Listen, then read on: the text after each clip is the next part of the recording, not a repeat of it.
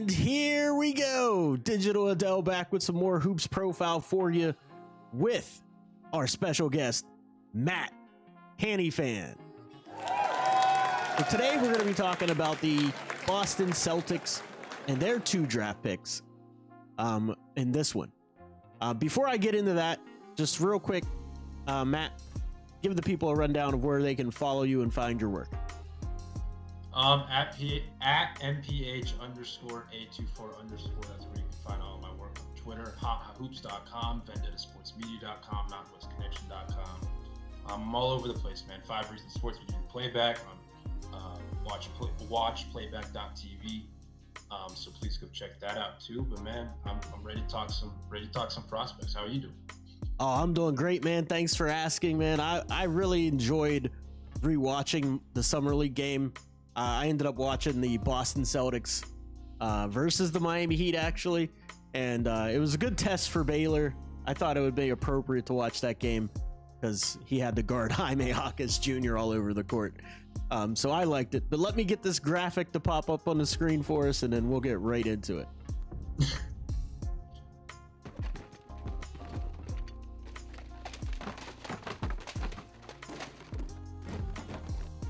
It's literally the slowest graphic ever. But there it is. Baylor Scheierman right on the screen now for our audience. They're going to be able to see him. But I liked it. It's cool. I worked really hard on it. So just to start off of what I liked, right? So like Baylor is known obviously for his shooting prowess. Like that's his thing.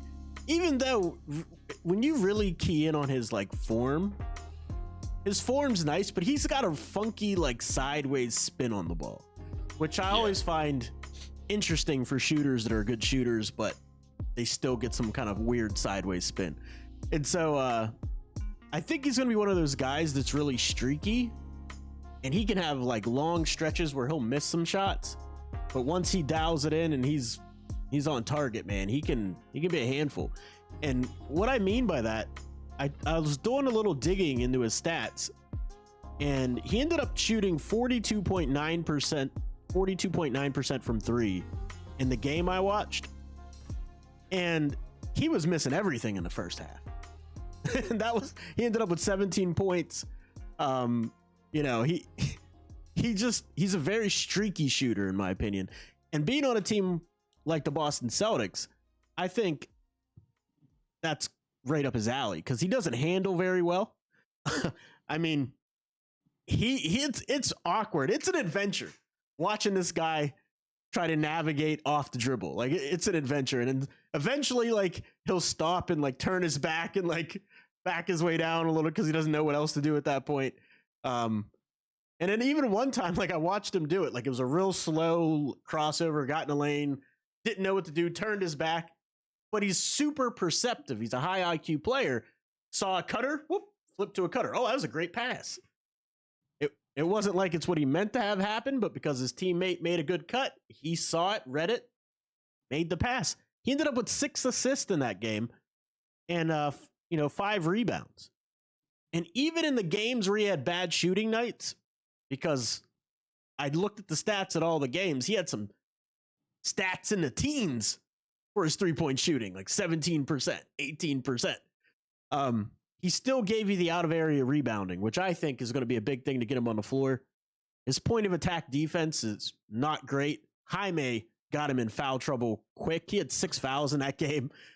They were like, oh, we got to get him off the ball, and they moved him off ball. But he's a much better team defender. He reads passing lanes well. He'll get a tip. So I liked what I saw from him, though, overall. How about you? I see. I didn't rewatch the Heat game. I know we watched it at the time over on Playback. I believe you were on that stream as well.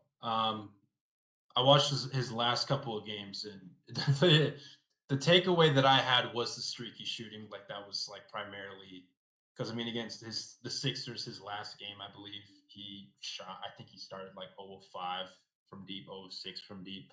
But the thing he did after he shot that, I think I want to say it was his 4th or 5th 3 that he shot. It was like a 2-on-1 to a 3-on-2 fast break. He caught it in the corner, missed it. He immediately drew a charge. Like very next possession drew a charge. And it's just like just the little things like that was something that I liked from him. I think the part that I liked from him the most throughout his summer was his passing. And to your point, like, yeah, he's not great with the handle. He's not super creative with it. He's much more of a physical player than a finesse player in that way.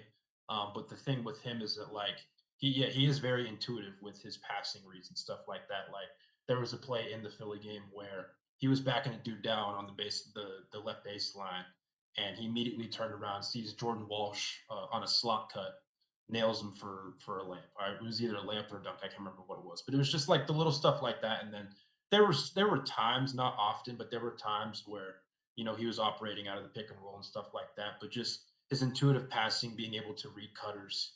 Um, they used him as a screener a little bit, which I thought was interesting at certain points. Like there were times I think in the Dallas game where there was a stint. I want to say it was toward the end of the first half, early second, where they were running Spain pick and roll, and they did that on 3 or 4 straight possessions with Watson, who we're going to talk about a little later, and Scheierman. And Scheierman was that kind of back screener, and like they were just doing different stuff out of that, and reading how Dallas was defending it. But I just thought that was interesting because I think you can probably see that in an NBA context with them, just in like those particular sets. If that's something that Joe Mazzulla wants to do. But in terms of his offensive game, yeah, he was really streaky just from a shooting perspective. There were times where I just didn't know where his shot was going. But there were other times where, he was getting his feet set under him, and his form, look, again, to your point, there's a little bit of a twist on it. It is a little bit of a funky rotation with it, but there were times where, he was getting his feet set under him. He was well balanced, and he was getting clean shots off, and sometimes they were going in, sometimes they weren't. Um, but I think for him, like he was very fluid. Like he wasn't trying to do too much within the offense all the time, and he was playing within that kind of flow. And so that was just something that I liked from him. Like he wasn't always forcing issues. Sometimes he was when he was getting into the paint, but it wasn't all the time. And so those were just a few things that I liked from him, just looking back at some of these performances. Yeah, absolutely. And you make a good point about his physicality. He's a big guy, and he's going to be able to body people. Um, he's a tweener in a lot of ways. I know the league is going positionless, and I always say there's only one position that's a true position. And that's point guard, and then you got wings and bigs. But he's kind of a big and kind of a wing, like not really fast enough to be considered a mobile wing that can handle. And he's big, but not really tall enough to be considered a true big. So he's in that awkward spot, but he couldn't have. We called this pre-draft, though. Anybody that's looked at our pre-draft coverage on Playback or looked at my draft videos, we pretty much all knew Baylor Scheierman was going to end up to be a Celtic. Like he's the definition of a Celtic. And so in our 5 Reasons Discord, I remember, I want to say it was 1 or 2 days before the draft, we had like a draft channel in there. And I made the comment, like, I'm preemptively mad that Baylor Scheierman is going to be a Celtic. Yeah, because I really liked him out of college. I do remember that comment. I absolutely remember that comment. Yeah, you're preemptively angry that he was a Celtic. That's funny. Yeah. That is really funny. Yeah, but no, I mean, back to just some of the analysis there. I mean, because he's that kind of tweener, one of the things that stood out to me, and in my notes, which I kind of got to drag closer to me because I got him way on the other side of my big monitor. On my notes is that like the key to him being able to be on the floor for the Celtics to play a role, he's going to have to be consistent from hitting the 3-point shot. Like that's going to have to, I know he's streaky, but he can't live that way. He can't live that way consistently on a championship team. They're going to want him to come in few spot minutes if he ever does get minutes. Like say Sam Hauser gets injured and he's going to need to come in and do some spot minutes or whatever. He's going to have to be consistent right away. They're not going to wait through 3 or 4 or 5 open misses, right? And so the other critical thing is going to be, can he attack the close?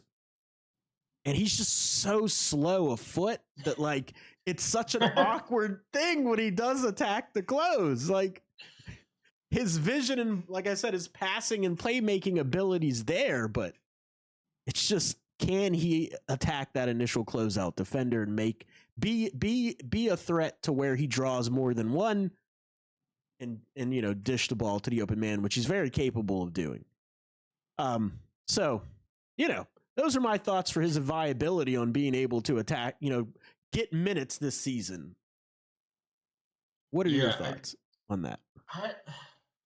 Brad Stevens said, I believe it was before the draft, like a week before the draft, or it's somewhere in that time frame, where it was going to be hard for whoever they draft to make the rotation, right? Like this season. Yep. I think Baylor's shot. I mean, obviously, there's a lot of variables to that, like someone gets injured or someone's not performing as well, like whatever the case is. Baylor Scheierman is a guy where I could see him playing a role. Like, he shot over 70% of his attempts from three in the summer league. Again, only had a 29% clip. Obviously, it wasn't good. I think he's going to positively regress. Yeah, not great. He's going to positively, I think, regress to that mark. Like, I feel like him as a rookie in a reasonable sample is probably like a 35-ish% three-point shooter. At least that's where I want to say he was around 38, 39% his last year at Creighton. So that's kind of where I see him at as a rookie. And I think like you will see a more consistent Baylor Scheierman just from a shooting perspective in an NBA context outside of Summer League. So I think that will be there. He came out media day. Their media day was on Tuesday because they're overseas. And he said he added like 20 pounds of muscle. And so I think, like, I don't know if it was some like 15, 20 pounds. I don't know how you do that in a couple months. I'm not a doctor or a nutritionist or whatever. But like he's changing his body. He changed his diet. He said all that different stuff. And so, to your point, like, I don't know how much he's going to be willing to, or how much he can attack closeouts. Maybe, I mean, again, if you swing it to him on the second or third side or whatever the case is, maybe he's able to get, a couple steps on a defender or something like that. Like, he's savvy enough to where, like, even if he doesn't get a step, he can still find a way to get into the lane. And they're a team that plays a lot of 5-out, and they're going to space the floor. And that's something that Joe Mazzulla preaches incessantly. And so I think he's going to have room to operate if he's on the floor. And so I'm not super worried about that part of it. Defensively, I wasn't particularly impressed. Like, the team defense, I would agree with you, but the individual point of attack defense, there were times where, like, I thought there were some good moments, but I also thought there were some, like, pretty bad moments. And he kind of reminds me of Hauser in that respect, although I think Hauser has really, really grown as an isolation defender. And the thing with Scheierman is I don't think he's going to be expected is the wrong word. I think like he's going to be pressured into being some high caliber average NBA defender with the positions that he guards, only because he's going to be flanked by Jaylen Brown, Jason Tatum, Drew Holiday, Derek White, so on and so forth. You go on down the line, they have plenty of good defenders behind him. And so I don't know if they're going to ask that from him right away, but there were some times, like even off ball, there were a couple of times where like I just didn't like the screen navigation all that much. And again, that's super nitpicky, and that's something that you can clean up over a reasonable amount of time. And I don't know if he's ever expected. I don't know if he's ever going to be expected to be a high caliber defender. I don't think they really need him to either. So that's just kind of where I stand on that. So I think for him just to crack the rotation, like again, it's going to be so unbelievably tough just because they have their top 9 or 10 guys from last year. I think just the consistency, to your point, is something that is going to be needed, and just he needs to have an impressive training camp. And I don't know if reps are as important for him as it would be for a guy like Jordan Walsh when he was first a rookie, but reps never hurt, and so that's where I think maybe he gets a stint in Maine or something like that. I don't know, right? Something of that maybe. No, and you make a great point too. And an interesting point about him bulking up already, 20 to 30 pounds or whatever. That sounds... he said like 20 pounds, I believe. It was like 15, 20 pounds, somewhere around there. And it's just like, again, I don't know how that happens in 2 months, but Well, that's That's not my job significant. to know. It's significant for a couple of reasons. It also signals it sounds like they're going to play him as a big more than a wing. And he'll fill that small ball forward type of role.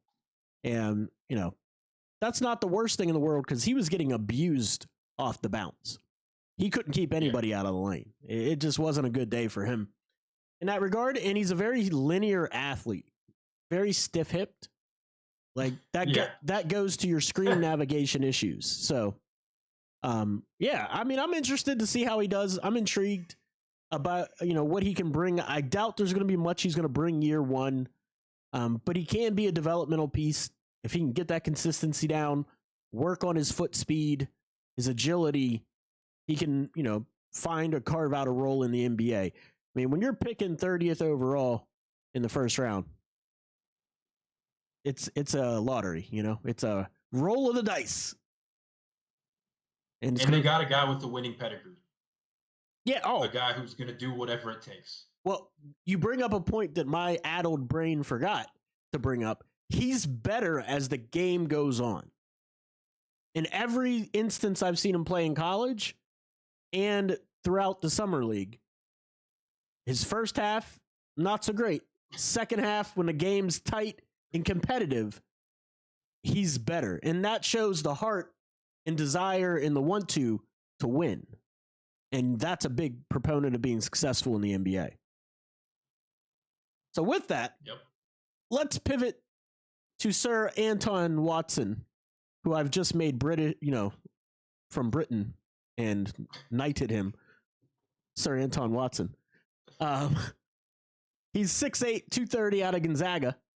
And you did some research on him, and I'm interested in your thoughts on the power forward from Gonzaga. I would be lying to you if I said that I knew a whole lot about Anton Watson pre-draft, because I just didn't. And so watching him in summer league was like probably my first really big time, like my first, I guess, extensive time watching him, full games and whatnot. And I liked what I saw. I really liked what I saw. And let me tell you why. When he was at Gonzaga, like at least if the scouting reports that you read and whatnot, just trying to find any bit of information on some of these guys and like who they are as players and whatnot. The book on him was like defensively, he was like, a sound defender. He could guard multiple positions. He was a big enough body. He had enough foot speed, this, that, and the other. But the thing that was lacking from him was a jump shot, or at least that was like the biggest concern. And you look at his stats last year, he shot, I want to say it was around like 41, 42% from deep, but it was on really low volume. Like it was his 3-point rate, the percentage of field goal attempts that were threes was like, I want to say somewhere like around 15%. Or I don't know. I know I don't have that exactly right, but it was somewhere in that ilk. Right. But in summer league, 20 of his 45 attempts were from three. So that was like an interesting twist when you go back and watch these games. Like it feels like they were wanting him to space the floor. He actually knocked him down at a 35% clip. So 7 of 20 in summer league. Wow. He shot 51.1% overall. Like he was knocking him down. And the thing that stood out to me with him was he was willing to take it. And in addition to that, considering how they kind of wanted their players to space, he was doing a good job off ball. Like there was some definite like cuts and stuff, and things off ball that he was doing a good job of. Like it wasn't he was kind of spaced at the corner and at the wing a lot, but again, there were times where either Scheierman, Jalen House, whomever would get in the lane or whatnot. He would find a slot cut, 45 cut, whatever word you want to use for it, and he was getting in the lane. And then with the rebounding, like I thought he was doing a good job rebounding just in case like tip outs and fighting for rebounds. Like again, 6'8", 230, like it felt to me that he was like a little bigger than 230 in a complimentary way. And then defensively is where I was really impressed, just in the sense that like I think he can probably guard, at least at the NBA level. He's on a two-way contract, so for one, I don't know if he's going to be playing a whole lot as a rookie. But I think he can probably guard threes and fours and maybe smaller fives. Like he has that kind of versatility. And I think there might be times where he guards too. It's like they were switching a lot of their actions, and he was doing a really good job holding his own. And he had like the instincts and whatnot, and like not that he was creating a whole bunch of deflections or whatever, but he was, keeping defenders in front, flattening out opposing offenses and opposing ball handlers, just doing his job and what he needed to do. And I walked away really impressed just with what I saw.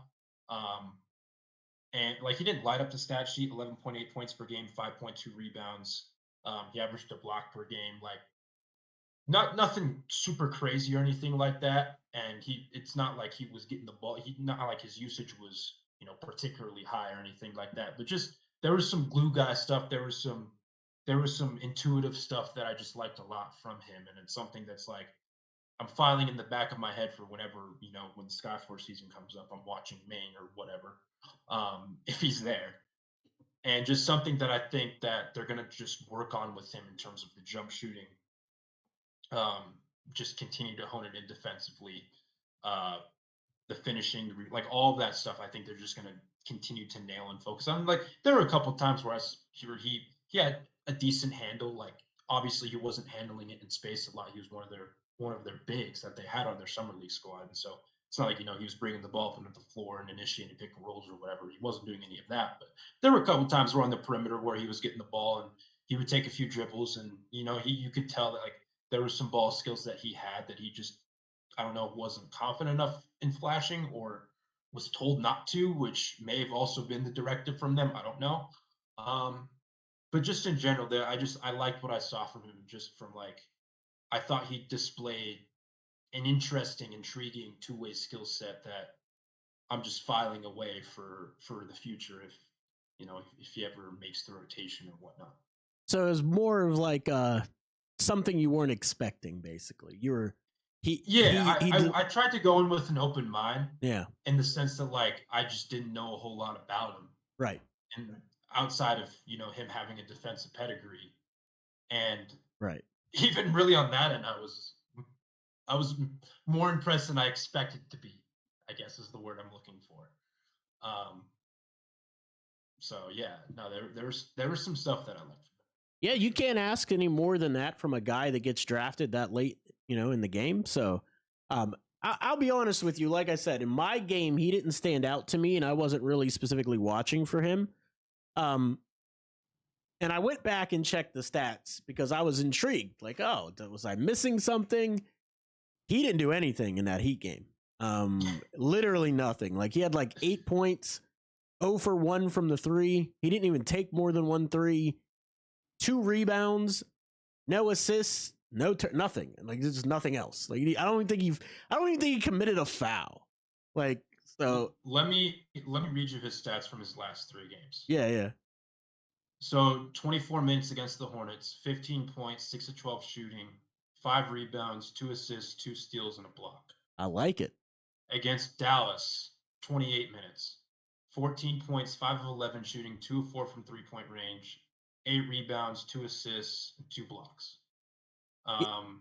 He also made 3 threes in that Hornets game, 3 of 9.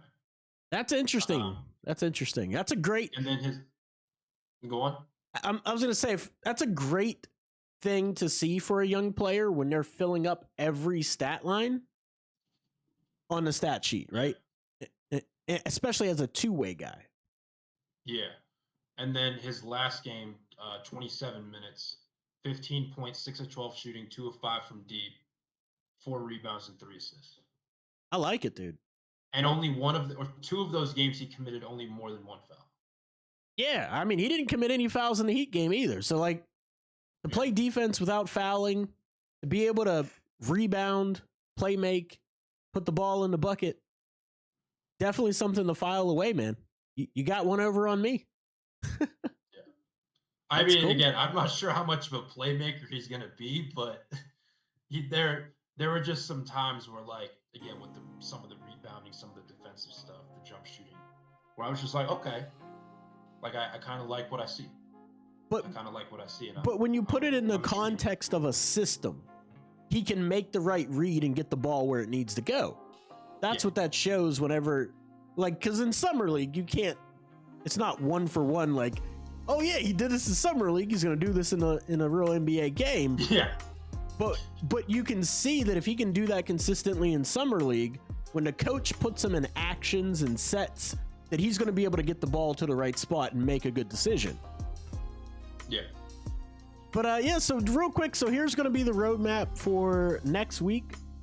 Next week, we're going to keep this thing rolling in alphabetical order. We're going to go with the Brooklyn Nets on our Tuesday taping, which will come out on a Wednesday. And then the Thursday taping, which will come out on a Friday for the audience, that is going to be the Cleveland Cavaliers. So we got a lot to dig into. It's going to be interesting. Don't forget to let us know what you think in the comments down below of Baylor Scheierman and Anton Watson. Sir Anton Watson, because I've knighted him. And and yeah, don't forget to like and subscribe. Tell a friend to tell a friend, man. We're going to keep this thing rolling, and we want to have Matt on as much as we can. He's been phenomenal. And again, Matt, don't forget to tell these people where they can find you, follow you, and get more of your work.